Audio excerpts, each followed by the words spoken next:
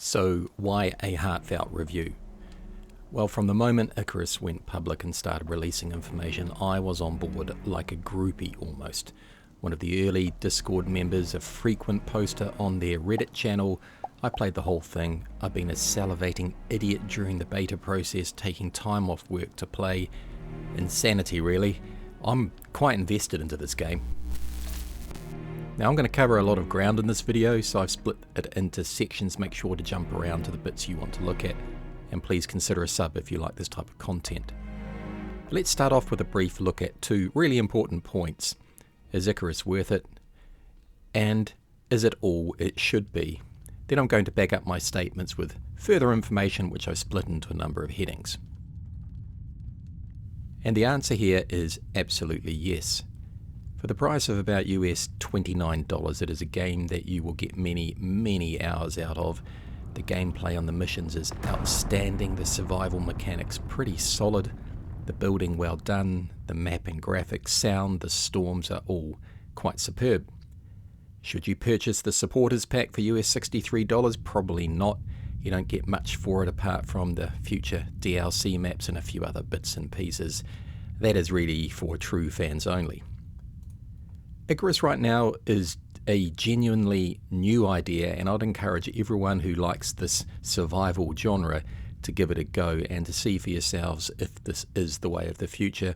You will get a lot of hours of fun out of the game, in particular if you have friends to play with.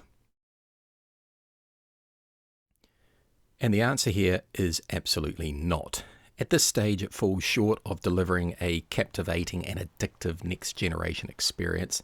I'm going to go into the details of this in the various sections shortly, but let me just say here that a full and good to go Icarus is about 100%. Then this game right now in 2022 is 90%. But unfortunately some of that 10% is pretty critical stuff, but more on that shortly. In essence, as of March 2022, Icarus is in an advanced alpha state. They won't say it, but it is. It is near a full release state, but it isn't there yet because they haven't implemented their vision fully.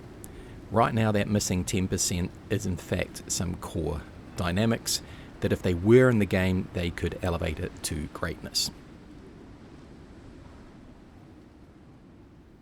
There are many great survival games, but the best ones are the ones that bring you into their world and create some type of fear and paranoia. Create within you an understanding that if you don't act, you're going to die. And strangely, at times, a testament to a good survival game is when you simply have to wait. You have to wait in the dark for the danger to pass. In other words, a good survival game generates fear. Now, Icarus does have that in spades. So it is a good survival game, but is it a new type of survival game? Well, yes and no. It has all the elements of a survival game, but of course it is not an open world free-for-all, and the experience is packaged into what the devs describe as sessions. However, the description of this game being session-based is not right. This game is mission-based, as what you do are missions. You've helped open Icarus up, but there's still some major blanks on the map. They want terrain data. These have really set objectives that you need to complete within certain time frames, and these time frames are what have led to it being described as session-based, but 90% of the missions really don't have a time field to them, so your focus is almost just exclusively the mission and the objectives, and when you complete those, there's no real point in doing anything more. You just return to the space station and select another drop. I'd say that Icarus is showing the way into a modified survival genre, but I'm not sold that it is in fact the future. I'm not sold on the idea that it is genre defining.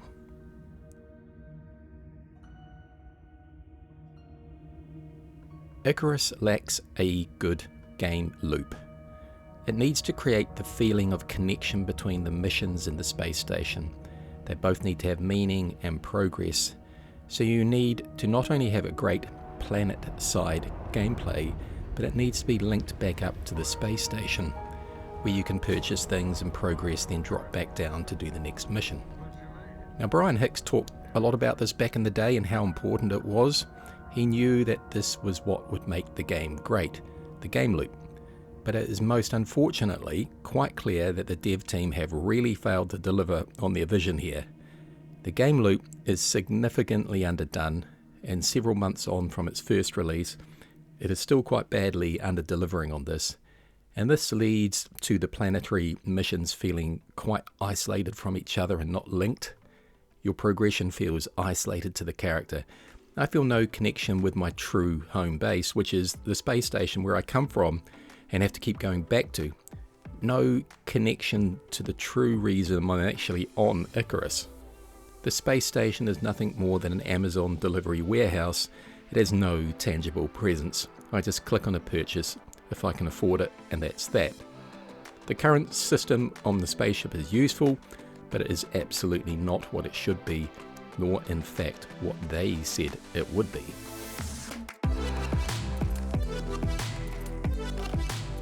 Another thing that has fed into this incomplete feel is that you, as a prospector, should represent factions or guilds that want certain things from Icarus, and as such you could do faction missions that would provide certain rewards, but these factions are non-existent in the game apart from the voiceover intros to the mission which clearly reference the factions. But at this stage that side of the game is just utterly meaningless. The assembly weren't always a big press. UDA says we gotta drop you. Lagos unit runs Icarus for... So, you heard of Sinitai. The ACS have big plans for Icarus. To make the missions available and ready for release, the dev team went for a simple mission tree structure, which is not faction based nor planet topography based, meaning you select missions on where they are on the planet.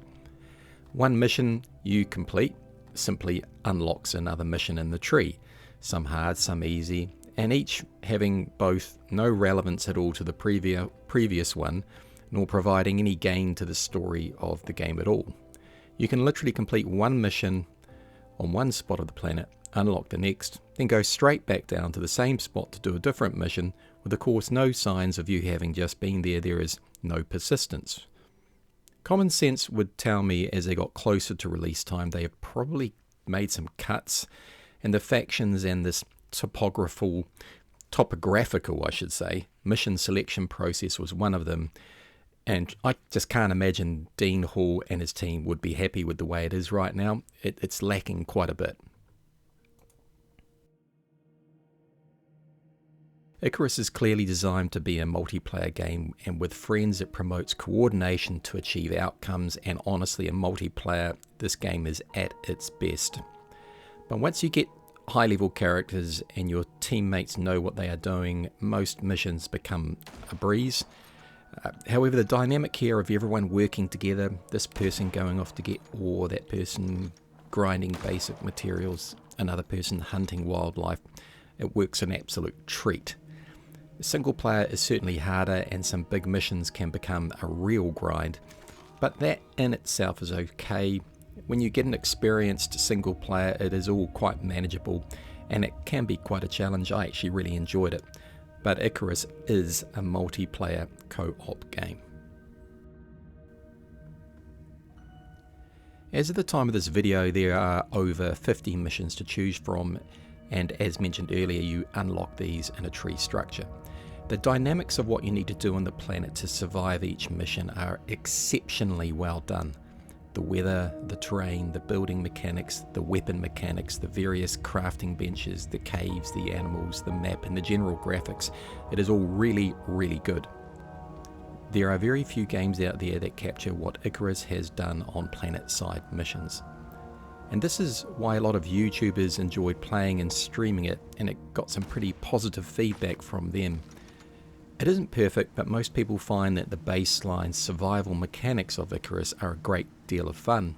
This in itself is enough to encourage people to purchase the game, but Icarus has layered much more on top of that basic survival mechanic. In fact, it has layered a ton of things. Most times you will need but a fraction of these things to survive, and some of it you can see in the game but you can't use yet, as the game mechanic is not fully implemented, you can see that they want to put more into the game. Now, a common critique that food critics give chefs aspiring to be great is you are overcomplicating your food. Now, Icarus is a bit like that. The food itself is excellent, it really is, but to a degree they are trying to overcomplicate it. And this right now for me is detrimental to the game. In 6 months' time it may not be, but now it is. Let me make this clear, bears are not alpha creatures in this game. Yes, they're going to still kill you from time to time, but if I have a river nearby me, I can use it to kill the bears, as they swim at the same speed as me, and within a river they're not that much of a challenge. Where is it? Ah, bear! Run! Oh, Jesus. Get in the water! In the water! It's on you, but I'm shooting it. Got it. The game is desperately in need of a true alpha creature. A true creature that will strike fear into you, a creature you will need to fortify against if you are unlucky enough to have it wander close by. It needs this friggin' weird looking thing and make it really tough. Icarus is meant to be a really hostile world, and it is, but most times you can just survive it with a bow and an arrow, a campfire, a foundation, a couple of walls, and that's about it. But the primary reason Icarus needs an absolute alpha, wandering random creature, so to speak, is to do with what I sort of referenced earlier around the missions and what you need to build for each mission to achieve the objectives. Many of the missions are simply go pick up a radar from this box, go to a location, use the radar to scan it, that sort of thing. So for a lot of the missions, you don't need to bother making much. Now, I did this a lot. I'd always like to figure out what is the absolute minimum to achieve my objective. But if you always had the threat of an alpha creature, a really bad one, you could not take that minimalistic approach. You would always need to make and craft higher tier items to protect yourself. That would really add an element to the game which is sorely lacking.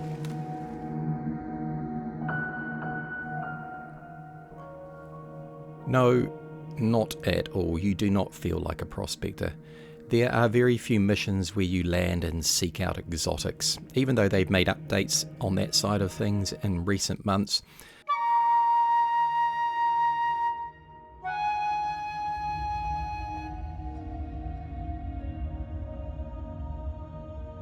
Most of the time you're just simply doing other very random things. The absolute core of the game should be finding of exotics, and although it is there, it feels like a side product, to be honest. Right now the missions feel pretty random, they feel disjointed. It does not make you feel you are what they've told you are from the beginning. It's a little bit weird. I enjoy Icarus. It is absolutely worth the money, no questions about it. The survival experience on the planet alone is well worth the price. The graphics are outstanding, the mechanics of the game here are really superb. Very, very well done. Dean Hall's brought all his experience together here and really crafted an excellent survival mechanic. But it does have signs of trying to be overly complicated, of trying too much. And in fact you can see that in the higher tech levels of the game. These are primarily for future DLCs and not really useful in the game as it stands right now. The game loop of the planetary missions back to the space station and back down again is not what they said it would be, and the lack of factions and the influence of them and the general layout of the mission is quite simply confused and lacking. The missions, although often a lot of fun, suffer from clear long-term direction, and the guides that they do offer you in selecting them to determine what is hard or not often fall short on what they said they would be once you get on the planet. But here is a twist. I actually think this game will really come alive on very alien worlds, on the DLCs which are to come. Within another 6 months of work, Icarus may become a genre-busting game. But right now, in early 2022, it is just a really good survival game. but it is not quite at that next level just yet. Now, thanks for watching. Greatly appreciate it. Hope you enjoyed the content. Like and subscribe, all that good stuff, and I will see you in the next chapter.